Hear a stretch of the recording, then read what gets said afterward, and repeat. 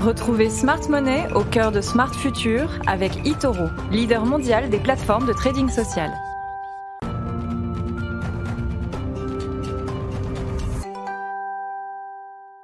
Smart Money, notre chronique consacrée au placement d'avenir et aux nouveaux moyens de paiement. Gros plan sur le marché de la cybersécurité avec Antoine Fraisse-Soulier, analyse de marché chez eToro. Bonjour Antoine, bienvenue, heureux de vous retrouver. Alors comme d'habitude, on commence par une définition. De quoi on parle ? Alors la cybersécurité, eh bien, ça consiste à assurer la protection des données informatiques contre des attaques numériques qu'on appelle les cyberattaques. Vous savez que les cyberattaques, ça permet d'accéder à des données sensibles, et parfois à extorquer carrément de l'argent pour des entreprises ou des particuliers. Mais c'est un phénomène qui prend vraiment de l'ampleur puisque selon une étude récente, on a 9 entreprises sur 10 en France qui ont subi une cyberattaque majeure au cours des 12 derniers mois. 9 entreprises sur 10, c'est vraiment un chiffre impressionnant. Étude réalisée par Proofpoint. C'est quoi les types de cyberattaques les plus utilisés ? Alors, la plus courante s'appelle le phishing ou le hameçonnage en français. Ça consiste à envoyer des emails frauduleux qui ressemblent à des emails provenant d'une source fiable en fait. Vous avez dû sûrement en recevoir, tout le monde a déjà reçu. Et l'objectif, c'est vraiment de voler des données sensibles telles que des numéros de carte bleue ou des mots de passe. Le phishing le plus mémorable, on va dire, ça reste celui de Netflix en 2017. Des millions d'abonnés avaient reçu des emails en les invitant à communiquer leurs coordonnées bancaires pour leur éviter de clôturer leur compte. Ensuite, on va trouver dans les types de cyberattaques, on va trouver les malwares, c'est-à-dire les logiciels malveillants. C'est un logiciel qui permet d'accéder à des données sensibles essentiellement et puis ça engendre des virus, des chevals de Troie ou des spyware.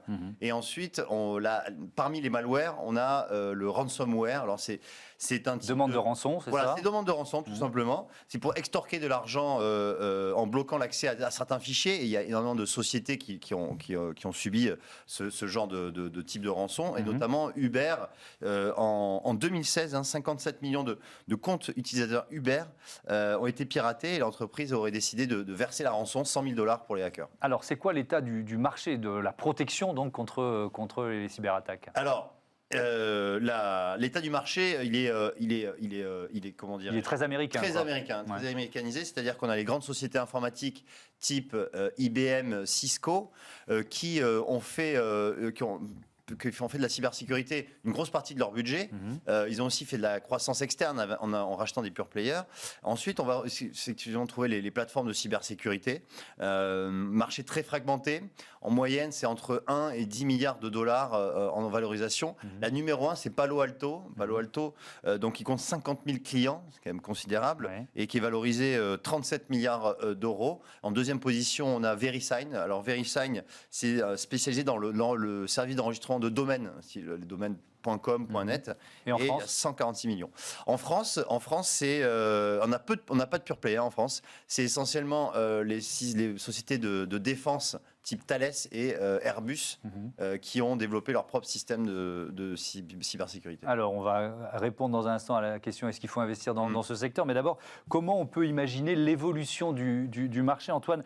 Malheureusement, les cyberattaques, ça va continuer. Oui, ça c'est sûr et certain. C'est vrai que déjà en 2020, on a eu un nombre de cyberattaques qui a été multiplié par 2 dans le monde par rapport à 2018, donc un nombre qui a doublé en 2 ans.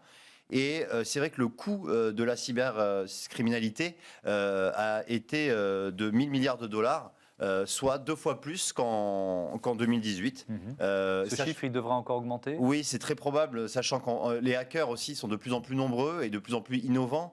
Et le coût moyen, et ça c'est un chiffre assez impressionnant, le coût moyen de ces attaques est passé de 9 000 euros à 52 000 euros par entreprise. Et Virginia Rometty, l'ancienne patronne d'IBM, disait « La cybercriminalité est la plus grande menace qui pèse sur toutes les professions et toutes les entreprises du monde. » Alors, on investit ou pas, Antoine ? Écoutez, étant donné que c'est un marché qui croît énormément, c'est quand même préférable d'investir. Ensuite, il faut bien choisir les sociétés, regardez bien le business model, mais ça ouvre, c'est vrai, des opportunités très intéressantes pour les investisseurs et bien évidemment investir sur les sociétés américaines qui offrent, à mon avis, les perspectives de croissance les plus intéressantes. Parce que le budget que ces entreprises allouent, que les entreprises en général allouent à la cybersécurité, il va comme ça, quoi. Oui, tout à fait, parce que en fait, c'est notamment en termes de prévention, c'est-à-dire que les entreprises ne souhaitent pas, agissent en amont pour ne pas être victimes de ces cyberattaques, et le budget, notamment en France, a augmenté de 39% en 2019. Et ben voilà, c'est considérable. Un dernier chiffre. Merci Antoine Fraissoulier, analyse de marché chez eToro, bien sûr. À très bientôt. On passe tout de suite à notre rubrique Smart Connect.